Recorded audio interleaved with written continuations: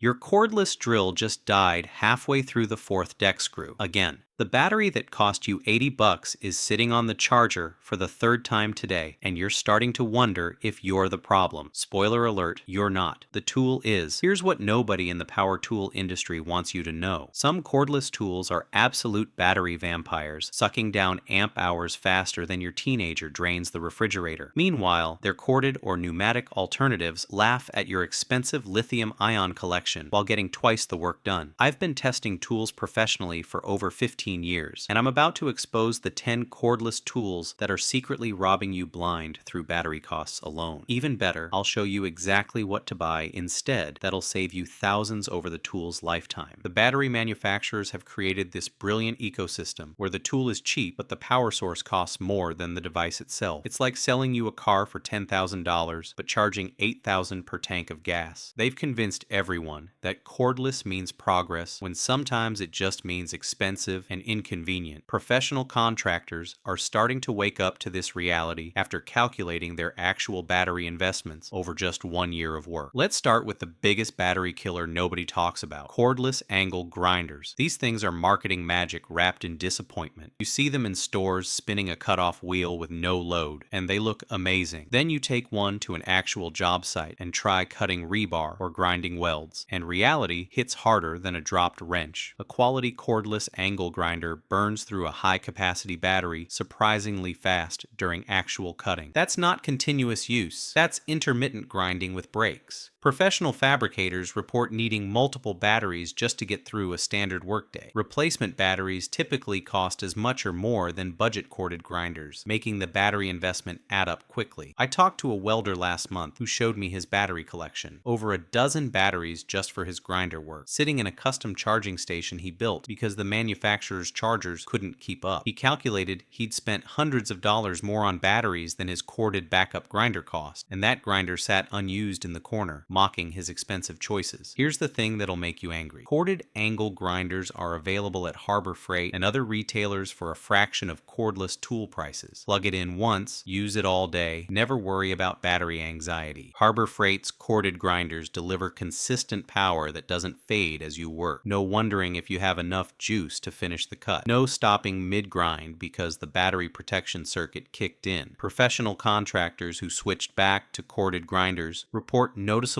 productivity improvements. Not because the tool is faster, but because they stopped managing batteries and started managing work. The corded version weighs about the same once you account for the battery pack on cordless models. And that constant power delivery means cleaner cuts and faster material removal. But speaking of power-hungry tools that promise freedom and deliver frustration, cordless reciprocating saws belong in their own category of battery destruction. These saws are incredible for demo work, cutting through walls, slicing pipe, general destruction. But they drink batteries like a marathon runner chugs sports drinks. A typical cordless reciprocating saw demolishing a wall frame will drain batteries at an alarming rate during actual cutting. That's with a good blade and proper technique. Dull blade or tough material like cast iron pipe, and battery life drops even faster. Do the math on a full demo job. You'll need multiple batteries rotating through chargers just to keep one saw running all day. The battery investment can easily exceed the cost of the tool itself. Meanwhile, corded versions are widely available and run until your arms give out. Corded reciprocating saws deliver the same cutting performance with zero battery management hassle. Professional demolition crews still run corded saws for exactly this reason. They can't afford to have their crew standing around waiting for batteries to charge when walls need to come down. The power cord becomes just another part of the workflow, like extension cords for lights and fans already running on the job site. Now here's where things get interesting with a tool most people don't even realize is a battery killer: cordless tire inflators. These look brilliant in theory. Portable air for your truck tires, sports equipment, air mattresses, no compressor, no hose, just grab and go. Except the battery consumption is shocking. Inflating truck tires can drain batteries quickly, sometimes requiring multiple battery swaps for a complete set of tires. Professional mobile mechanics discovered this the expensive way. They bought cordless inflators thinking they'd eliminate dragging compressors to job sites. Instead, Instead, they ended up carrying multiple batteries and chargers just to handle a day's worth of tire work. The alternative that nobody's talking about, a 12-volt portable compressor that plugs into your vehicle's power outlet. These are available at Harbor Freight and automotive retailers at budget-friendly prices. They run indefinitely off your truck battery and inflate tires faster than cordless models because they're not rationing battery power. Plus, your vehicle's alternator recharges its own battery while you work, creating an endless power cycle. Roadside assistance companies figured this out years ago. They use 12-volt compressors because having dead batteries while helping someone with a flat tire is professionally embarrassing. Speaking of professional embarrassment, let's talk about cordless heat guns. These seemed like a great idea when they launched. Portable heat for shrink wrap, paint stripping, thawing frozen pipes, but the reality is brutal. A cordless heat gun on high setting will drain batteries incredibly fast. That's barely enough time to strip paint from one small section. The heating element demands so much current that battery protection circuits often throttle performance just to prevent cell damage, meaning you're getting reduced heat output while still draining the battery at full speed. Paint stripping professionals tried cordless heat guns briefly before returning to corded models. Corded heat guns are affordable and deliver consistent high heat for hours. Brands like Wagner and others make reliable corded heat guns that maintain temperature without fade, strip paint faster, and never leave you wondering if you packed enough batteries. For thawing pipes or heat shrink work, the corded version lives in the truck and just works every single time without battery drama. But here's the battery killer that surprised even me when I started testing. Cordless shop vacuums. These look perfect for quick cleanups around the shop or truck bed, except they consume battery power at an absolutely shocking rate. Cordless shop vacs drain batteries remarkably fast during continuous use. Most people discover this while trying to clean up after cutting a single sheet of plywood. The vacuum dies before the mess is gone. I watched a carpenter buy multiple batteries specifically for his cordless vacuum just to make it through job site cleanups. He spent more on batteries than the vacuum cost. Meanwhile, corded shop vacuums are budget friendly and run until you're tired of cleaning. Corded wet-dry vacs from Harbor Freight and other retailers have more suction power than cordless versions because they're not worried about battery conservation. They pick up sawdust, drywall debris, metal shavings, and liquid spills without any power fade. Professional contractors who return to corded vacuums report actually getting areas cleaner because they stopped rationing vacuum time to preserve battery life. Now let's address the cordless tool that probably makes battery manufacturers the most profit. Cordless nailers, brad nailers, finish nailers, framing nailers, they all share the same problem: massive current draw during the firing cycle. A cordless framing nailer, driving longer nails into engineered lumber, consumes batteries at a rate that adds up quickly over large projects. Professional framers who've calculated the cost realize the battery investment becomes substantial. For framing entire houses with thousands of nails, the battery rotation required can be extensive. Meanwhile, a pneumatic framing nailer paired with a pancake compressor provides unlimited shooting capacity all day long at a much lower total cost. The pneumatic setup is often lighter too because you're not carrying battery packs on the tool. Firing speed is faster, jam clearing is simpler, and there's zero battery anxiety about finishing the wall before lunch. Gas-powered nailers are another alternative for crews who want cordless operation without electric battery hassles. Passload and similar brands make nailers that run on fuel cells and small batteries, but the fuel does the heavy work, making batteries last for thousands of shots instead of hundreds. But speaking of alternatives nobody considers, here's a battery killer with surprising replacement options: cordless impact wrenches for automotive work. These tools are incredible for removing lug nuts and suspension bolts, but they demolish batteries faster than almost any other tool. A half-inch cordless impact wrench removing rusty suspension bolts will drain batteries quickly. Professional mechanics working on rusted vehicles from northern states report needing multiple batteries per day just for impact wrench work. The battery investment supporting professional automotive use adds up substantially. One alternative that works for shop environments is pneumatic impact wrenches. Air-powered impacts deliver consistent torque all day without battery concerns, and the air compressor infrastructure already exists in most professional shops. For mobile work where air isn't available, some mechanics use corded electric impact wrenches when working near power sources, though these are less common than pneumatic versions. The key is matching the power source to the work environment rather than defaulting to batteries for every situation. Professional truck mechanics often use pneumatic tools in their bays while keeping cordless options, specifically for jobs that truly require mobility. Here's where it gets really interesting with a tool most people assume must be cordless: leaf blowers. Cordless leaf blowers were supposed to eliminate gas engine maintenance and noise complaints. Instead, they created battery management nightmares. A typical cordless leaf blower running at full power drains batteries relatively quickly. Clearing a normal suburban driveway and sidewalk typically requires multiple batteries, depending on leaf density and moisture. Professional landscaping crews discovered the economics become challenging. Equipping entire crews with enough batteries to work all day requires substantial investment. Meanwhile, corded electric blowers are budget-friendly and widely available. For residential use, a corded blower handles most yards with a single extension cord. The constant power means you're not rationing blower time or working faster to beat the battery. You just clear the leaves and put the tool away. For larger properties, gas blowers still dominate professional use because the energy density of gasoline remains unmatched. A gallon of gas provides dramatically more work capacity than equivalent battery weight while costing a fraction of the price. Speaking of yard tools with battery problems, cordless string trimmers deserve their own warning label. These looked perfect when they launched. Quiet, clean, easy starting. But the battery consumption is absolutely brutal. A cordless string trimmer cutting thick grass and weeds will drain batteries quickly. Edging a driveway and trimming around obstacles uses even more power because the motor constantly speeds up and slows down. Homeowners with larger lots discovered they need multiple batteries just to complete one mowing cycle. The battery cost can quickly exceed the trimmer's initial price. The better alternative for most people is a corded electric trimmer. These are budget-friendly and run indefinitely. The cord requires some management, but it's less annoying than stopping frequently to swap batteries. For larger properties, gas-powered trimmers remain the professional choice. Fuel provides dramatically more runtime than batteries at a fraction of the operating cost. Professional landscaping companies calculate fuel costs versus battery costs every season. Gas wins consistently for commercial operations. But here's the final battery killer that nobody expects: cordless rotary tools. These small tools look innocent, but they're power hungry when doing actual work. A cordless rotary tool grinding metal or cutting tile will drain batteries surprisingly fast. Engraving projects, routing, or detailed cutting require constant tool operation, meaning you'll burn through multiple batteries for simple projects. Hobbyists who bought cordless versions thinking they'd gained freedom instead discovered battery frustration. They ended up buying corded models anyway for serious work and relegating the cordless tool to occasional touch-ups. Corded rotary tools are affordable and run until your project is complete. Corded versions deliver consistent speed without power fade, handle extended use without overheating concerns, and never interrupt creative flow because the battery died. Professional craftspeople learned this lesson fast. The cord is invisible when you're focused on the work. Battery anxiety is very visible when you're rushing to finish before the power dies. Here's what really matters about all these battery killers. The cordless tool industry has convinced people that batteries equal freedom, but they've carefully avoided discussing battery costs and management overhead. When you're buying multiple batteries to support one tool, the economics stop making sense. The freedom of cordless operation becomes the prison of battery logistics. Think about the total cost of ownership for a moment. A cordless grinder might seem affordable initially, but supporting it properly requires multiple batteries. The battery investment alone can exceed the cost of quality corded alternatives. Add charging equipment, and you're looking at substantial expense supporting tools that corded versions handle without ongoing costs. Meanwhile, corded equivalents are widely available at budget-friendly prices and run indefinitely. That price difference could fund better blades, safety equipment, or literally any other tool that'll make your work easier. Smart buyers are returning to a hybrid approach. They use cordless tools for legitimate mobile applications where cords are genuinely problematic. Drilling overhead, working on ladders, roofing projects. But for stationary shop work or job sites with available power, they're choosing corded tools and avoiding battery expenses. The performance is identical or better, the cost is dramatically lower, and the reliability is absolute. You can't kill a corded tool's battery because there isn't one. Professional contractors have figured this out. They carry cordless drills and impact drivers for mobile work, but their grinders, saws, and specialty tools run on cords or air power. The battery collection stays manageable. The tool performance stays consistent, and the job gets done without battery drama. One contractor told me he dramatically reduced his battery inventory by switching high-drain tools back to corded versions. He calculated substantial savings per year just in battery replacement costs. That's enough for a vacation or a serious tool upgrade. That's the real secret the tool industry doesn't want you to know. Cordless isn't always better. Sometimes it's just more expensive.